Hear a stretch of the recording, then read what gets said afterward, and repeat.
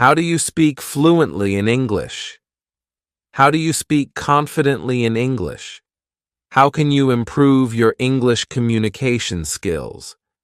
This is by far one of the most requested videos on this channel, and today I have got 6 simple steps for you on how to improve your spoken English.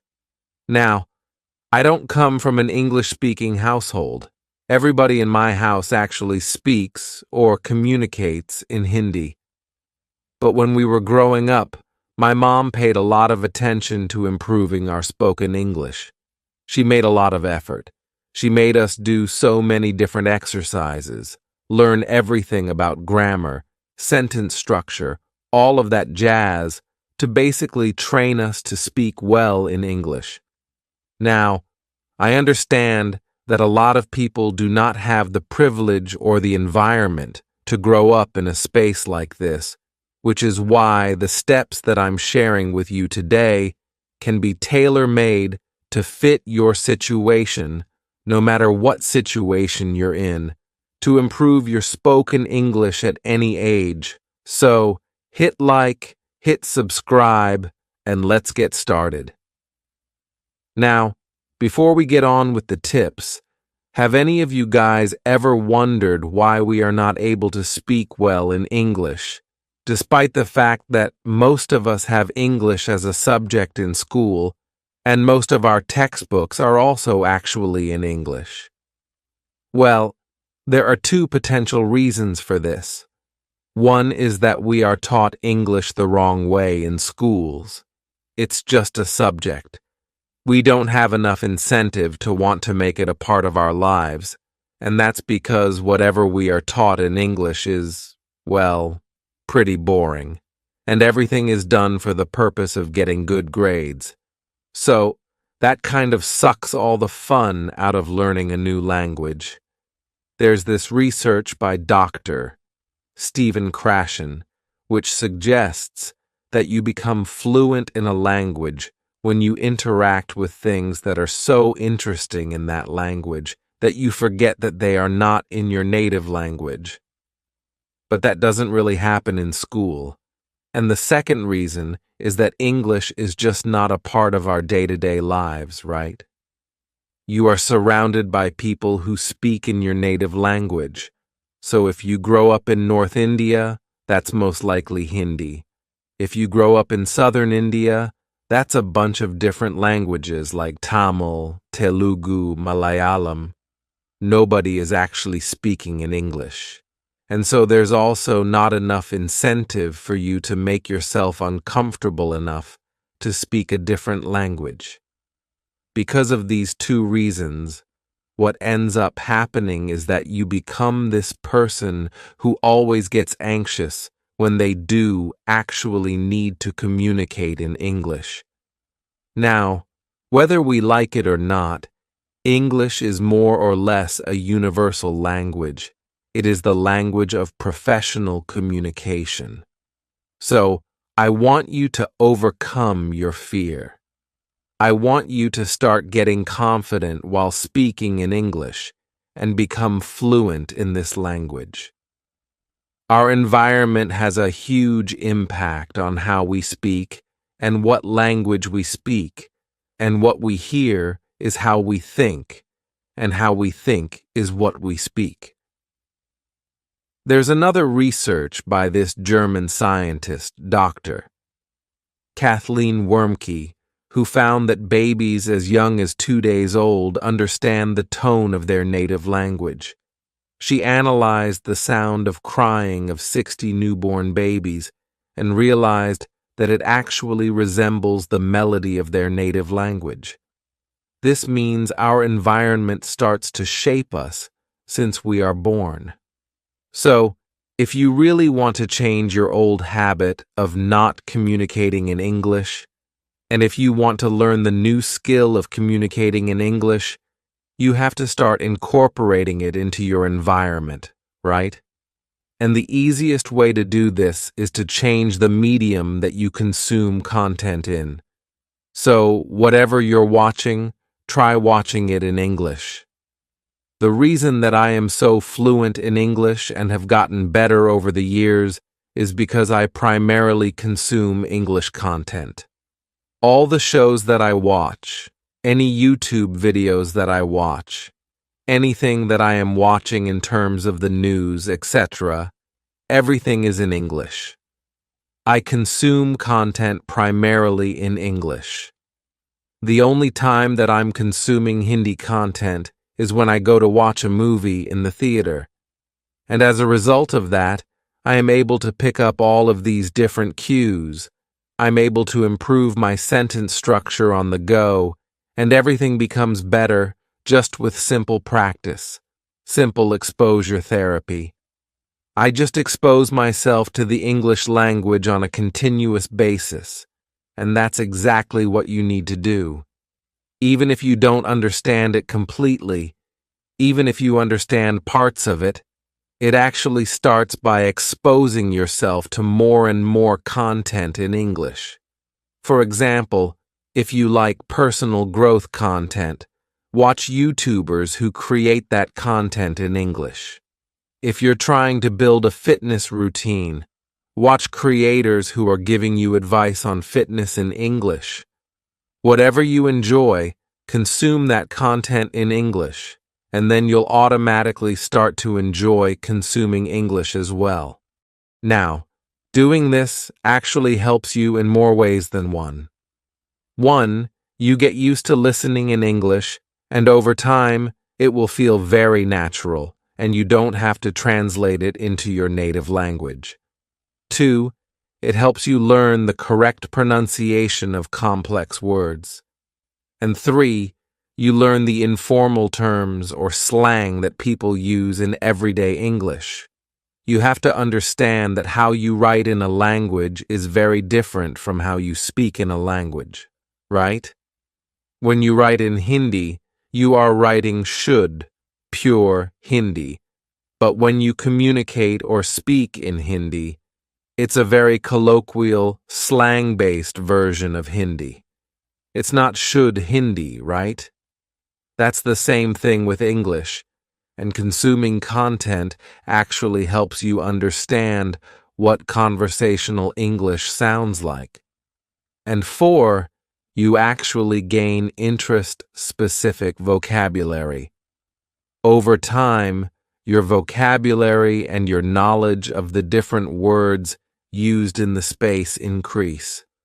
For example, if you are somebody who loves skincare content, following a beauty creator who actually creates skincare content in English not only helps you know the latest trends in the skincare industry, but it also helps you learn the words and the phrases that you can use in your daily conversations.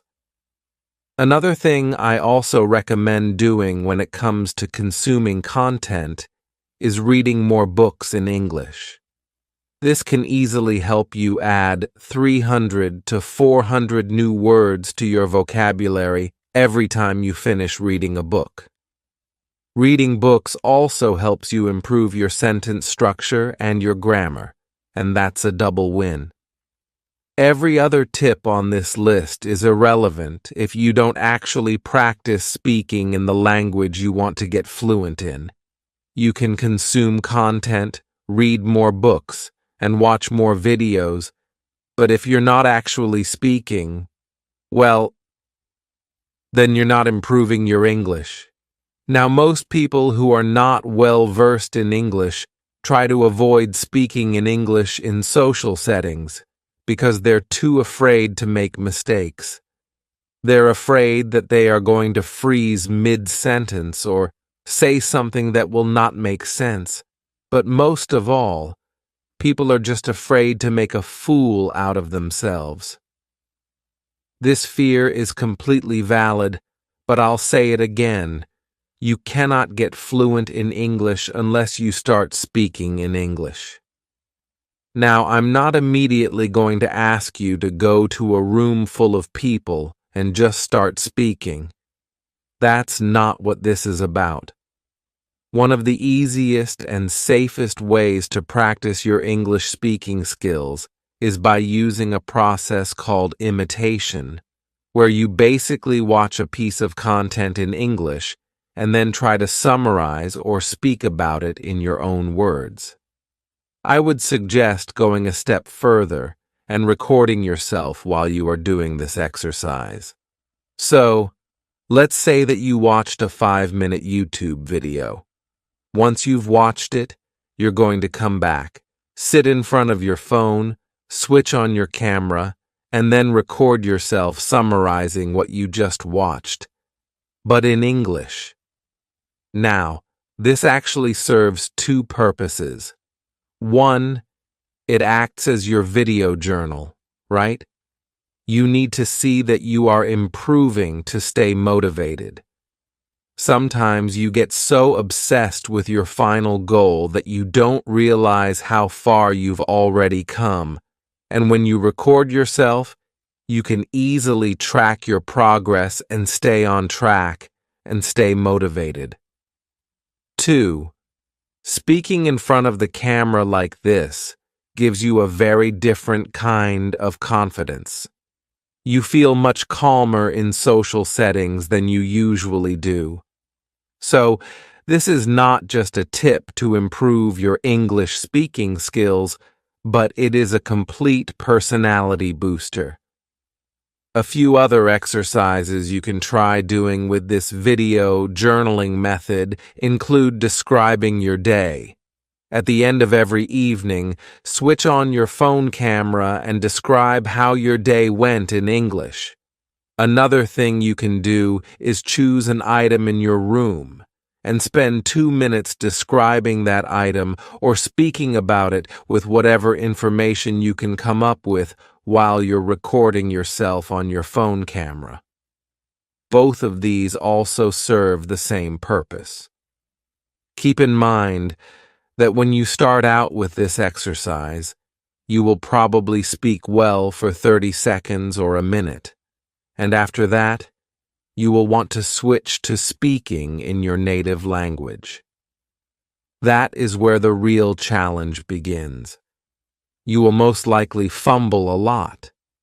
You will even forget the most basic words, words that you already know, and you might feel like giving up.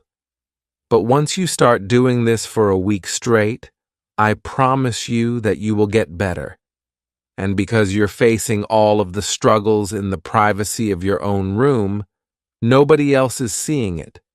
You're actually much better off. You will be a lot more confident the next time you have to step out and speak to somebody else in English. Now, most of us struggle to speak fluently in English because we do not even know what we want to say. No, it's not because you have a limited vocabulary. Vocabulary is actually not so much of an issue when it comes to speaking fluently in English. If you can communicate something in your native language, trust me, you can also communicate it in English. You know enough words for that. The issue is that when you don't regularly speak in English, you don't actually learn how to think in English. You are thinking in your native language, and before speaking, you have to translate everything you're thinking into English, and then you have to speak. So, it's a multi-step process, and that is where the problem occurs. We speak well in the language that we think in. So if you're not thinking well in English, you're not speaking well in English. The easiest way to change that is a 10-minute journaling exercise. Every night, before you go to bed, grab your notebook, find a spot in your house, get comfortable, and start journaling. I would suggest starting by journaling about your day. Write about how your day went, what you did, what you liked, what you didn't like, everything. You can write to summarize your day on one single page. Journaling does a couple of different things. One, it gives you clarity of thought. When you are continuously writing in English, when you practice this skill every single day, it trains you to get clarity of thought in English. It trains your brain to think in English. Secondly, it trains your brain to process your feelings in English instead of processing them in your native language, which is probably what you're used to doing. So, this actually is a non-skippable step. It only takes 10 minutes of your time, and gradually, you will become even faster. I can now sit and summarize my entire day, filling one page with writing in less than 5 minutes. It is not difficult. It just takes a little bit of consistent effort. But while you're doing this exercise, keep in mind that the purpose is not to improve your English. If you sit down to journal with that purpose in mind, you are actually going to draw a blank page. You're going to struggle to write anything because your brain will automatically tell you to make it perfect. And if you are not able to make it perfect, then you won't be able to write. So, the purpose of your journaling exercise is to process your feelings, write about your day, think about how your day went, and gain clarity of thought. The English part of it happens on autopilot, so you don't have to consciously worry about it. Just make sure that you are journaling for the purpose of journaling. You just happen to be doing it in English. It's completely okay, even if you're writing only a couple of sentences for the first few days, as long as you are writing every single day. Like I mentioned before, vocabulary is the last thing that you need to worry about when you are speaking in English, because you already know enough words, I promise you. What you need to focus on is how you are forming your sentences and how well you understand the language from a grammatical perspective. Now, the reason that you all think that I speak so well in English is because I have a very solid command of English grammar and sentence structuring. If somebody else is speaking in broken sentences, if their grammar is off, you might not be able to tell immediately why it feels off, but you'll know that something is off, right? Think about it from this perspective. You could learn 10, 15, or even 100 different words in a language like French.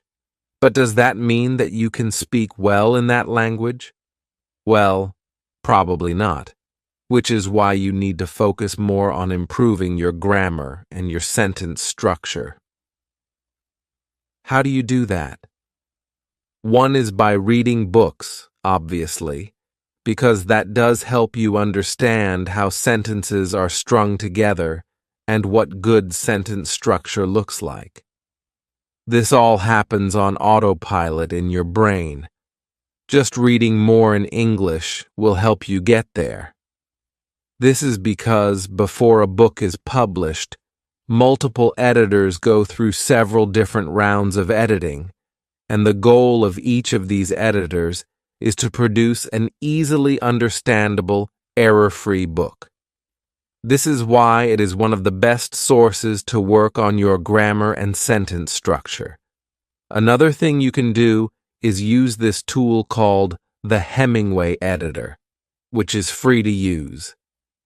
Now, Hemingway is a readability and proofreading tool that helps you improve and simplify your writing. How can it help you? Remember that journal entry that you made in the previous point? Just type it out in Hemingway and see how well your sentences are structured and whether your grammar is good or not. It is super easy to use. You simply have to copy-paste your text onto the website, and it will highlight everything that you can do to improve your writing. The reason that most people struggle to speak well in English or any other language or to communicate effectively in general is because they are afraid of looking like a fool in front of other people. But think about every single thing you've learned in life. Let's say driving. If you already learned it, what did you feel like on your first day of driving? It felt like everybody on the road was staring at you, right? Now that you have been driving for a few years, you know that that isn't true. Nobody cares about how you're driving. Everybody is too busy thinking about themselves, focusing on their own driving. This is exactly why you should not worry about embarrassing moments or embarrassing yourself in front of other people. So, if you're still not convinced, let's do this little activity. Think of someone you know. It can be anyone, your friend, your colleague, even your mom. Can you remember the last time they did something embarrassing? I actually spent a lot of time trying to come up with something embarrassing that my mom did, and I cannot remember for the life of me. I'm sure you cannot either. It's not because you don't have a good memory. It's because when it comes to other people's embarrassing moments, we are just not paying as much attention as they think we are. So now that you are starting to practice your spoken English skills, you cannot let the fear of embarrassment hold you back. But it's not just the fear of embarrassment. The other thing that holds people back is their ego, that feeling within us that wants us to be perfect, that wants us to be superior to other people. That is why we don't want to speak in broken English, and why we want to be perfect in English before we speak. Overcoming your ego is just as important as overcoming your fear of embarrassment. How do you do that? Start by acknowledging that your ego is, in fact, one of the reasons that is stopping you from getting fluent in English. A few things that can help you tackle both your ego and your fear of embarrassment are: 1. Taking criticism as feedback. It's okay if you make a mistake while you are learning how to be fluent in English. Even native English speakers cannot speak perfectly all the time. Do you know how many times this video had to be cut in the middle because of all the fumbles that I had? Here's a little sneak peek of that. It is the language of professional communication and which is now. Keep in mind that when you're starting with this exercise, everything that you summarize everything. Everybody makes mistakes, even people who can speak extremely fluently, even people who don't know any other language besides English. Making a mistake does not mean that you can't speak fluently.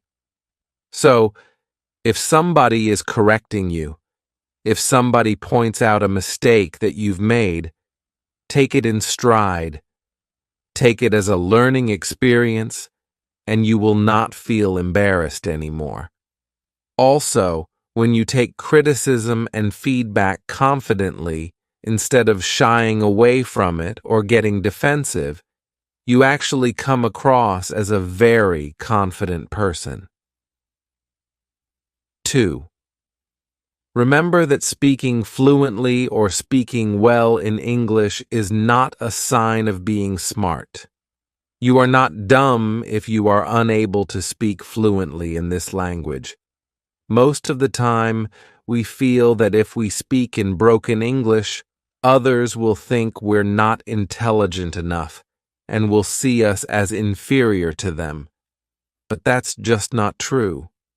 Once you start believing this fact, you will actually become a lot more relaxed when you are speaking, and that will also translate into you speaking more confidently.